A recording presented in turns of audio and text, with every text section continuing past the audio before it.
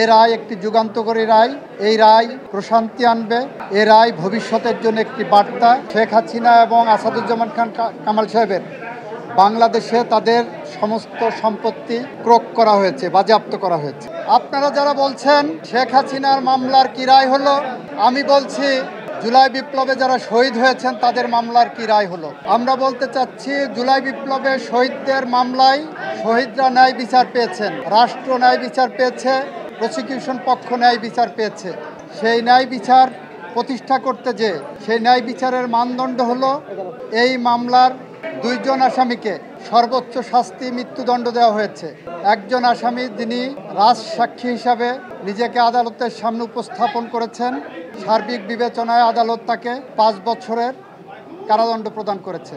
আমরা মনে করি শহীদদের প্রতি, দেশের প্রতি, এদেশের মানুষের প্রতি, গণতন্ত্রের প্রতি, সংবিধানের প্রতি, আইনের শাসনের প্রতি এবং আগামী প্রজন্মের প্রতি দায়বদ্ধতা পরিশোধের স্বার্থে এ রায় একটি যুগান্তকারী রায়।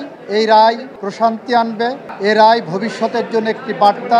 বসুন্ধরা ডায়াপেন্ট এখন আরো উন্নত। এই হট এয়ার থ্রো টপশিট দ্রুত শোষণ করে সোনামণিকে দেয় কোমল অনুভূতি। এ রায় বাংলাদেশে ন্যায় বিচার এবং আইনের শাসনের জন্য একটি মাইল ফলক হয়ে থাকবে। যে অভিযোগগুলো সাজা হয়েছে আপনারা শুনেছেন, দীর্ঘ আলোচনা হয়েছে। ওনার 5টা অভিযোগকে 3টা কাউন্টে এনে ওনারা সাজা দিয়েছেন। শেখ হাসিনাকে একটা কাউন্টে সুপিরিয়র কমান্ড রেসপন্সিবিলিটিতে যাবজ্জীবন জেল আনটিল ন্যাচারাল ডেথ দিয়েছেন, আর ডাইরেক্টলি যেটা নির্দেশনা দিয়েছেন সেখানে তাকে ডেথ পেনাল্টি দিয়েছেন। আইনের বিধান মতে যেদিন থেকে গ্রেপ্তার হবেন সেদিন থেকে সাজা কার্যকর হবে। এটা রাষ্ট্র আইনিভাবে যা যা করণীয় সব করবে, রাষ্ট্র আইনিভাবে যা যা করা সম্ভব সবটুকু করবে।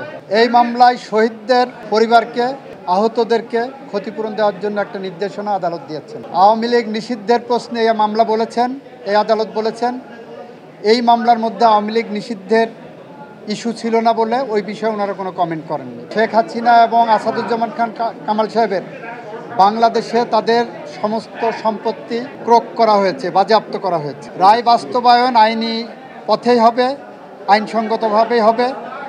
বেআইনি বা আইনসঙ্গত নয় এরকম কোনো পথ সরকার অবলম্বন করবে না। পলাতক থাকা অবস্থায় আপিল করার সুযোগ বাংলাদেশে না বিশ্বের কোনো দেশে আছে বলে আমার জানা নাই। বাংলাদেশ সরকার আইনসঙ্গতভাবে যত রকম পদক্ষেপ আছে সবগুলো নেবে বলে আমরা মনে করি। সরকারের হাতে রায়ের কপি যাওয়ার পর সরকার এই রায় কার্যকর করার জন্য কোথায় রায়ের কপি পাঠাবেন, কি পদক্ষেপ নেবেন, সরকার এটা আইনি পর্যালোচনা করে সেটা নেবে।